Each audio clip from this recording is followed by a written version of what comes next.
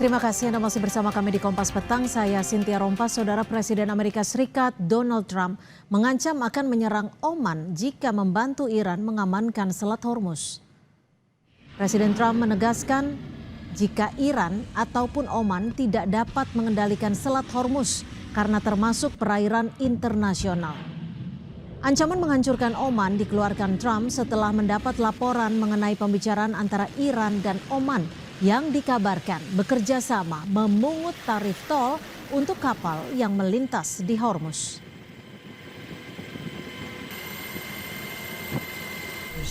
Nobody's going to control it. We're going to watch over it. We'll watch over it, but nobody's going to control it. That's part of the negotiation that we have. They would like to control it. Nobody's going to control it. It's international waters, and Oman will behave just like everybody else, so we'll have to blow them up. They understand that. They'll be fine. Sebelumnya, Menteri Luar Negeri Iran, Said Abbas Araghchi, pada hari Jumat waktu setempat melakukan percakapan telepon dengan Menteri Luar Negeri Oman untuk membahas Selat Hormuz dan pengelolaannya di masa depan.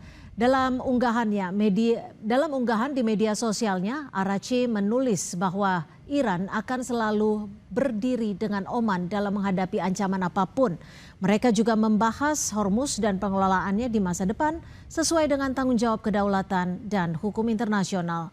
Araghchi juga menambahkan bahwa Iran menyambut baik konsultasi dengan semua negara tetangga mengenai Selat Hormuz.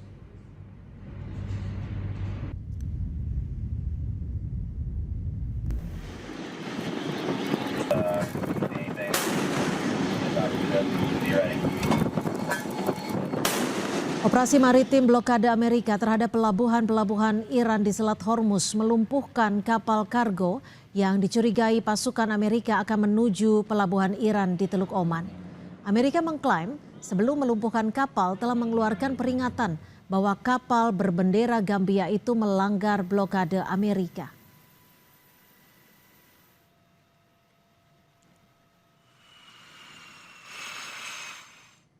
Melalui laman resmi Komando Pusat Amerika Serikat CENTCOM merilis pasukan AS melumpuhkan kapal yang tidak patuh di Teluk Oman untuk mencegah pelanggaran blokade.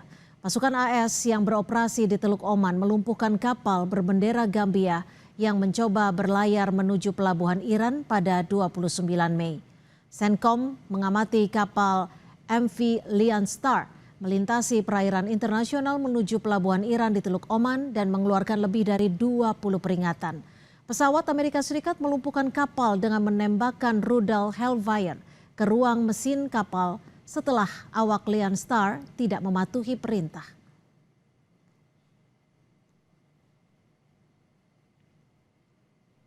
Penasihat Keamanan Nasional Irak Qasim Araj menyebut negaranya telah menjadi medan operasi antara AS dan Iran dan siap bekerja sama untuk mengamankan perdamaian. Pernyataan Qasim Araj disampaikan saat pertemuan dengan Sekretaris Dewan Keamanan Rusia Sergei Shoigu di sela-sela Forum Keamanan Internasional di Moskwa. Qasim menyatakan bahwa Irak kini menjadi arena operasi antara AS dan Iran. Dengan senang hati menggunakan semua kemajuan positif yang telah dicapai untuk meredakan situasi dan memulihkan perdamaian di kawasan konflik. Pihak Irak pun yakin dengan bersama-sama Rusia bisa mulai menjajaki perdamaian konflik Iran dan AS.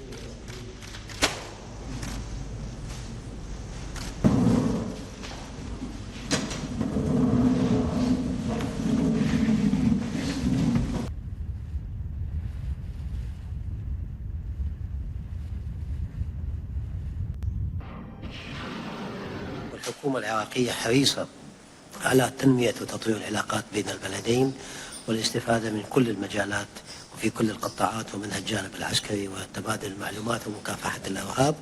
نعم، العراق ضمن ساحة المعركة التي حصلت بين أمريكا وإيران، ونعمل جاهدين أن نستفيد من كل العلاقات الإيجابية مع كل الأطراف لخفض التصعيد وإعادة الاستقرار والسلام في المنطقة. Selat Hormuz kembali memanas. Kapal-kapal perang Amerika Serikat yang memblokade pelabuhan-pelabuhan Iran melumpuhkan kapal berbendera Gambia yang dicurigai akan menuju pelabuhan Iran. Apakah ini akan membuka konfrontasi baru di wilayah perairan itu? Kami akan membahasnya dengan peneliti senior Indo-Pacific Strategic Intelligence Aisyah Kusuma Sumantri serta dosen internasional Institute for Islamic Studies Kasim Muhammadi. Selamat sore Mbak Aisyah, Bung Kasim, terima kasih sudah bergabung bersama kami di Kompas Petang. Selamat sore Mbak Cynthia, Ya. senang bisa bergabung.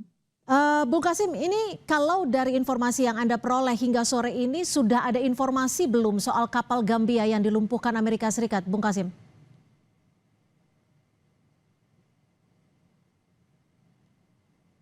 Iya, kalau mengenai berdasarkan informasi yang saya dapat, nampaknya Iran sudah siapkan dirinya untuk memulai satu serangan yang cukup besar terhadap blokade yang sekarang itu berada di Selat Hormuz di Teluk Persia itu.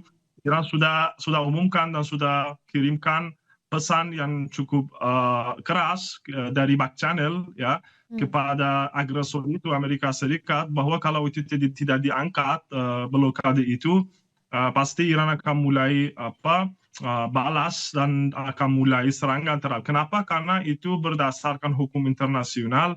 Blokade dari laut itu pasti dianggap sebagai aksi war, ya itu action of war itu. Oleh karena itu dan itu dengan jelas itu melanggar hukum internasional dan gencatan senjata yang disepakati di antara Iran dan Amerika Serikat. Oleh karena itu satu. Kedua, masalah tanker itu yang dihantam Amerika Serikat atau di stop oleh Amerika Serikat, saya kira Iran sudah buktikan bahwa kalau ada aksi dari pihak agresor itu, Iran juga bereaksi dan balas dengan segera dan lebih keras. Dan itu saya kira mungkin dalam beberapa jam ke depan bisa kita melihat balasannya Iran itu Oke. Mbak Aisyah, kalau insiden terbaru ini, apakah Anda bisa melihatnya bahwa insiden bahkan bisa dikatakan nanti bisa jadi saling balas? Ini bisa jadi penghalang kesepakatan yang memang saat ini sebenarnya sedang berlangsung antara Amerika Serikat dan Iran?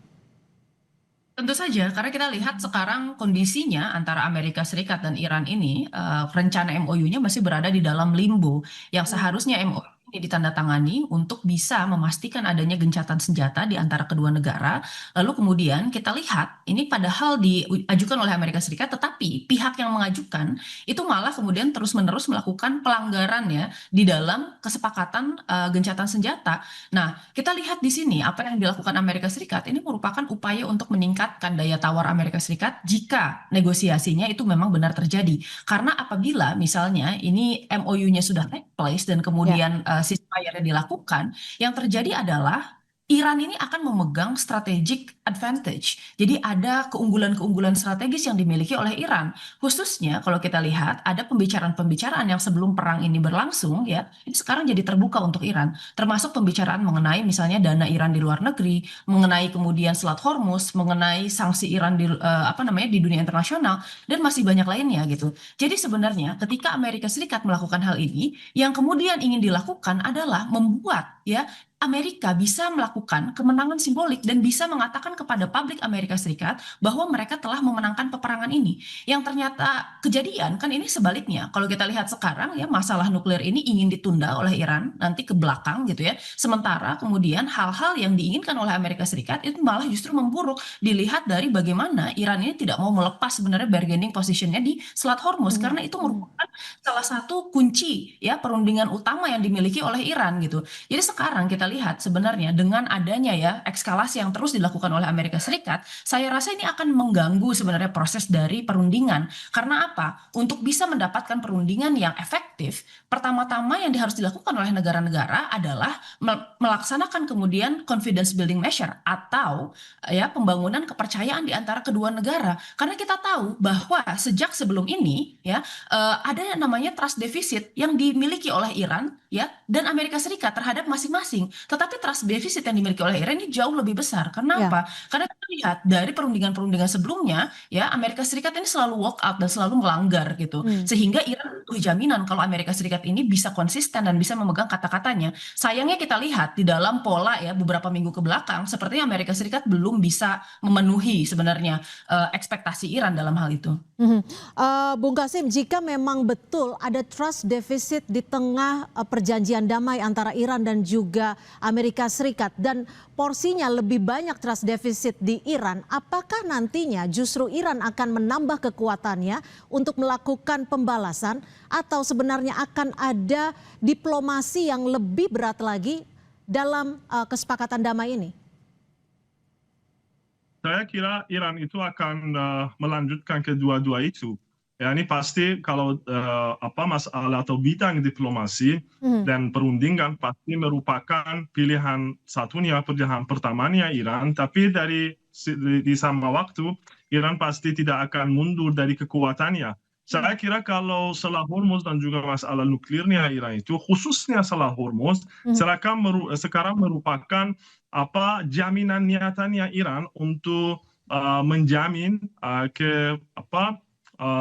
keberlanjutannya kalau ada kesepakatan di antara Iran dan Amerika Serikat itu, kalau jaminan niatannya adalah masalah kontrolnya Iran itu atas Selat Hormuz. Oleh karena itu saya tidak ada keraguan bahwa pasti Iran akan lanjutkan kontrolnya atas Selat Hormuz dan pasti tidak akan lepas tangan dari itu. Oleh karena itu ya pasti saya kira Iran akan kedua-dua itu Iran akan jalankan. Oke, tapi Bung Kasim dari catatan Anda sendiri, sudah berapa kali atau ini justru yang pertama yang dilakukan Amerika Serikat melakukan serangan terhadap kapal berbendera asing di Selat Hormuz ini? Apakah ini baru pertama kali atau memang sudah ada beberapa kali sejak blokade diterapkan Washington ini? Ya pasti beberapa kali hampir ini katanya dia minimal 5 tanker ditembak oleh kapal militernya Amerika Serikat dan ada sebagian yang tidak diperbolehkan untuk masuk dan dia tidak masuk tapi tidak dihantam. Iran pun sudah kalau saya tidak salah minimalnya 6 atau 7 tanker yang yang ada hubungannya dengan Amerika Serikat itu juga Iran hantam. Karena itu katanya Iran, kalau kamu hantam, kalau kamu serang saya akan serang lebih keras ya. Karena itu bukan Iran yang mulai agresi ini. Iran sekarang dalam posisi defensif ya. Sekarang Iran mau memastikan kekuatannya itu dan mau memperlihatkan kepada dunia dan khususnya kepada Amerika Serikat itu bahwa itu tidak akan mundur dari haknya dia. Hak itu baik itu masalah kontrol atas Hormuz yaitu merupakan hak keamanan nasionalnya Iran ataupun hak nuklirnya, hak yang lainnya. Oleh karena itu ya saya kira kalau dihantam kapal-kapal Iran atau yang ada hubungannya dengan Iran, Iran pun akan dengan keras akan balas. Oke, Mbak Isa, sekarang yang jadi hangat diperbincangkan adalah juga posisi Oman, karena sebetulnya kita tahu bahwa posisi Oman sebenarnya adalah mediator diplomatik. Namun saat ini isu yang menguat adalah bagaimana Iran melakukan komunikasi dengan Oman, dan ini bisa dikatakan membuat Amerika Serikat dalam tanda kutip memanas begitu. Apakah di balik cerita ini ada tujuan yang memang sebenarnya sedang dilakukan baik itu oleh Amerika Serikat ataupun Iran? Tapi dibahasnya usai jeda, tetap bersama kami di Kompas Petang.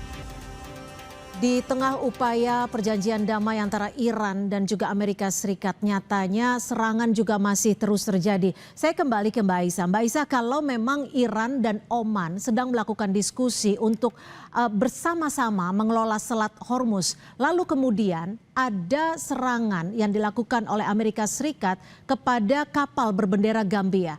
Menurut Anda sendiri ini apakah suatu kebetulan atau memang sebenarnya Amerika Serikat sedang memberikan warning atas apa yang terjadi saat ini? Ya, saya kira sebenarnya ini dilakukan oleh Amerika Serikat sebagai salah satu bentuk untuk memperlihatkan sebenarnya bahwa blokadenya itu masih berjalan. Karena sebenarnya dari awal blokade ini, itu sudah banyak sekali. Ada 5 atau 6 kapal yang sudah ditembak oleh Amerika Serikat, ya 116 kapal itu kemudian diputar balik oleh Amerika Serikat, dan hanya satu dari sekian banyak kapal yang akhirnya boleh lewat gitu ya. Meskipun kita tahu sebenarnya banyak juga shadow fleet Iran yang sebenarnya masih lolos ke China gitu. Iya. Nah, tetapi permasalahan sini kita lihat ini menjadi semakin complicated karena sebenarnya Trump sendiri berada di bawah tekanan gitu. Sekarang dia akan menghadapi pemilu sela di bulan November, meskipun ya Trump sendiri bilang kalau dia tidak peduli dengan hasilnya, tetapi nyata sekali bahwa ada kepentingan Republikan ini mempertahankan posisinya di dalam Kongres. Apabila misalnya Trump ya tidak bisa mempertahankan Republikan di dalam Kongres mayoritasnya, maka kemudian ada kemungkinan Trump ini bisa diimpeach ke depannya atau bahkan diadili gitu. Sehingga sebenarnya ini imperatif bagi Amerika Serikat untuk bisa mempertahankan nih citra kalau mereka itu memenangkan peperangannya. Kemarin kita sudah melihat ada pernyataan-pernyataan baru dari Donald Trump dan Hegseth ya yang menyatakan bahwa amunisinya sudah habis, mereka hampir kalah dan masih banyak lagi. Dan itu juga didukung oleh kemudian Menteri Keuangan Amerika Serikat yang menyatakan kemudian suara yang serupa bahwa Donald Trump tidak akan tinggal diam. Permasalahannya, kalimat-kalimat tersebut hanya ditujukan untuk bisa ya menyenangkan domestic audience gitu. Tetapi permasalahannya itu berbeda jauh dengan apa yang terjadi di lapangan gitu. Ketika kemudian Amerika Serikat menerus melakukan blokade dan bahkan menyerang kapal asing gitu ya, ini akan menyakiti tidak hanya Iran tetapi juga kemudian negara-negara di Gulf country ya, di GCC gitu. Karena sebenarnya ya permasalahan yang dihadapi Iran sekarang, tekanan ekonomi dan juga kemudian kemungkinan besar ya ini berkurangnya storage capacity dari industri minyak itu negara-negara GCC yang sekarang kita lihat sebenarnya seperti UAE dan Arab Saudi ini secara diam-diam pun ternyata melakukan serangan ke Iran gitu ya. Nah, permasalahannya kita lihat di sini ini ada Oman yang sebenarnya selalu mengklaim dirinya sendiri sebagai Switzerland of the Middle East, dan Oman ini kan record yang cukup panjang sebenarnya di dalam diplomasi antara Amerika Serikat dan Iran. Di tahun 2025 kemarin setelah perang 12 hari, Oman ini yang menjadi penengah meskipun ini secara terbuka saat itu. Nah, ternyata di tahun 2026 ini juga ada kemudian negosiasi yang kemudian dilakukan oleh Oman gitu ya. Tetapi ya permasalahannya ketika klausal masalah pengelolaan Selat Hormuz ini keluar, Amerika Serikat ini mulai bergeser pandangannya kepada Oman. Karena Oman ini sejak awal memang negara yang sebenarnya cukup netral, multi alignment gitu ya. Oke, Dan dia tapi dekat gini Mbak Isa, dengan jikalaupun ya. dunia sudah mengetahui bahwa Oman diketahui sebagai negara yang cukup netral, yang selalu menjunjung perdamaian, tapi ketika ada posisi daya tawar untuk mengelola Selat Hormuz ini, apakah ada kemungkinan ke sana Oman akan menyetujui hal itu? Ya kalau misalnya Oman, misalnya ya ini Mbak ya, kalau kita lihat bahwa Oman ini menyetujui misalnya maritime agreement dengan Teheran ya, maka ini kemudian akan bisa sebenarnya membuat keadaan di Selat Hormuz ini menjadi semakin complicated gitu ya, semakin rumit gitu. Karena kemudian kita lihat bahwa perairan tersebut itu kan sebenarnya jatuh di bawah jurisdiksi dari Oman, tetapi permasalahannya belum ada sampai saat ini belum ada kepastian di mana kemudian posisi Oman. Meskipun kita tahu ada kabar bahwa secara diam-diam Oman dan Iran kemudian melakukan negosiasi, tetapi kan hasil akhirnya ini belum ada. Amerika Serikat melakukan hal tersebut sebagai bentuk coercive diplomacy untuk mengancam agar dia tidak melakukan sesuatu yang kemudian bertentangan dengan kehendak Amerika Serikat di dalam perang ini. Kalau dari Bung Kasim sendiri, ketika Mbak Isa tadi juga mengatakan bahwa sebenarnya Iran saat ini berada di posisi permasalahan terkait dengan tekanan ekonomi. Kemudian tak berapa lama kemudian Iran disebut melakukan komunikasi dengan Oman. Apakah ini bagian dari relativitas tekanan ekonomi yang saat ini sedang dialami oleh Iran? Bung Kasim. Iya, saya kira kalau masalah negosiasi sama Oman itu bukan alasannya masalah ekonominya Iran. Iran itu sekarang mau menghormati hak persahabatannya sama Oman itu, dan saya kira tidak ada keraguan dari pihak apapun bahwa Iran pasti akan jalankan kekuatannya dan kekuasaannya di Selat Hormuz, tapi sekarang berdasarkan persahabatan yang berada di antara Iran dan Oman, dan juga pasti sebagian perlautan yang berada di Teluk Persia itu dan khususnya di Selat Hormuz pasti itu share-nya Oman, ya oleh karena itu pasti Iran akan lanjutkan negosiasi sama Oman. Dan mengenai masalah ekonominya Iran itu, saya kira kalau Iran sudah sudah lama belajar bagaimana mengakali blokade ataupun problem-problem ekonominya dia. Ya pasti sekarang ada ada tekanan atas ekonominya Iran, tapi saya kira ada banyak solusi untuk tekanan itu untuk diselesaikan ataupun direndahkan itu. Satunya, saya kira kalau pemirsa yang terhormat mereka tahu bahwa kalau Iran itu luas sekali. Kalau perbatasannya Iran itu dari jalur tanahnya Iran itu hampir perbatasannya Iran itu hampir 8.500 kilometer. Hanya 2.000-nya itu perairan, dan selain itu semuanya daratan, jalur daratan. Dan Iran itu bertetangga sama 12 negara, dan termasuk Turkiya, termasuk Rusia, dan sekarang bahkan kalau kerjasama ekonominya Iran sama Bung Kasim. Ya, silakan dilanjutkan. Ya, oleh karena contohnya saya mau berikan kalau mengenai Cina atau ekspor impornya Iran dari dan kepada Cina itu beberapa 1 bulan terakhir itu 3 kali lipat dibanyakkan dari jalur railway-nya yang ada di antara Iran dan Cina. Oleh karena itu saya kira ada banyak solusi untuk mengatasi masalah problem ekonominya Iran itu yang sekarang itu disebabkan oleh blokade itu. Dan saya kira kalau waktu itu sekarang beruntung dan diuntuknya Iran dibandingkan kondisinya Amerika Serikat. Mbak Aisyah, kalau kita melihat saat ini perang tak kunjung usai dari akhir Februari sampai saat ini sudah akhir bulan Mei, kesepakatan tapi juga diselingi oleh serangan yang tak kunjung usai. Menurut Anda, blokade laut yang dilakukan Washington ini sebenarnya tujuannya apa? Apakah tujuannya untuk di tengah diplomasi, atau sebenarnya Amerika Serikat pada dasarnya hanya ingin menguasai Selat Hormuz? Untuk menguasai Selat Hormuz sepertinya tidak, karena apa yang diinginkan Amerika Serikat itu adalah mengembalikan sebenarnya kondisi Selat Hormuz seperti sebelum perang. Tetapi kan permasalahannya yang terjadi sekarang adalah ini hampir tidak mungkin, karena Iran di sini menggunakan Selat Hormuz sebagai leverage utama untuk bisa melakukan negosiasi. Iran tahu kalau Selat Hormuz ini sampai dilepas, maka kemudian Amerika Serikat akan berusaha sebenarnya menekan Iran melalui jalur militer dan kemudian jalur-jalur lain gitu ya. Jadi sebenarnya Selat Hormuz ini merupakan salah satu bargaining chip utama yang dimiliki oleh Iran saat ini. Nah, lalu yang kedua, kita kira sebenarnya apa yang kemudian terjadi di sini adalah Amerika Serikat sadar betul kalau saat ini ya secara militer meskipun dia memiliki keunggulan di bidang udara dan di bidang laut, tetapi dia tidak bisa sebenarnya secara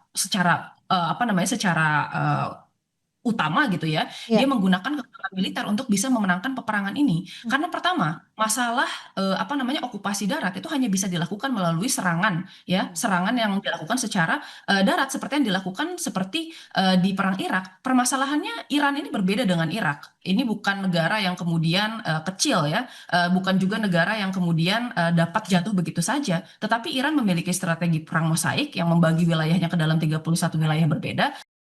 Selain itu juga sebenarnya tentaranya sudah dilatih untuk kemudian mengikuti doktrin perang asimetris yang berdasarkan perang atrisi gitu. Jadi resilient sekali sebenarnya Iran ini gitu.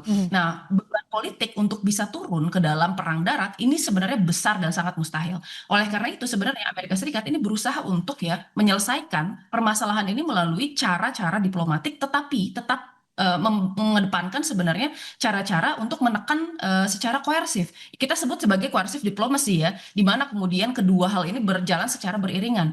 Permasalahannya kenapa kemudian ini sampai deadlock? Iran sendiri sudah jelas ya statementnya bahwa dia tidak akan mau melakukan negosiasi kalau misalnya masih ada tekanan-tekanan serta ya intimidasi dari Amerika Serikat. Nah, makanya di sini kita lihat apa yang kemudian harus dicapai. Ya memang Amerika harus menerima terlebih dahulu kalau misalnya memang ya Amerika Serikat itu sedang berada di dalam posisi disadvantage gitu saat. Kalaupun misalnya mau dilanjutkan, saya kira sebenarnya ada beberapa prediksi di mana kemudian perang ini bisa berakhir. Yang pertama mungkin di akhir bulan Juli ya atau di awal bulan Agustus ketika musim panas itu masuk ya musimnya dan kemudian kebutuhan energi semakin meningkat karena di utara itu butuh pendingin dan di selatan itu butuh penghangat gitu. Oke. Nah, sementara Middle East itu menjadi sangat panas gitu Oke. sehingga will of fight-nya menghilang. Nah, yang kedua adalah ketika di ini pemilu setelah Amerika Serikat. Kalau misalnya seandainya Republikan kalah, ya ini maka kemudian akan membuka Oke. pintu negosiasi lainnya. Mhm. Baik, terima kasih atas perspektif Anda, Mbak Aisyah, dan juga Bung Kasim atas perspektifnya sore hari ini di Kompas Petang. Selamat sore.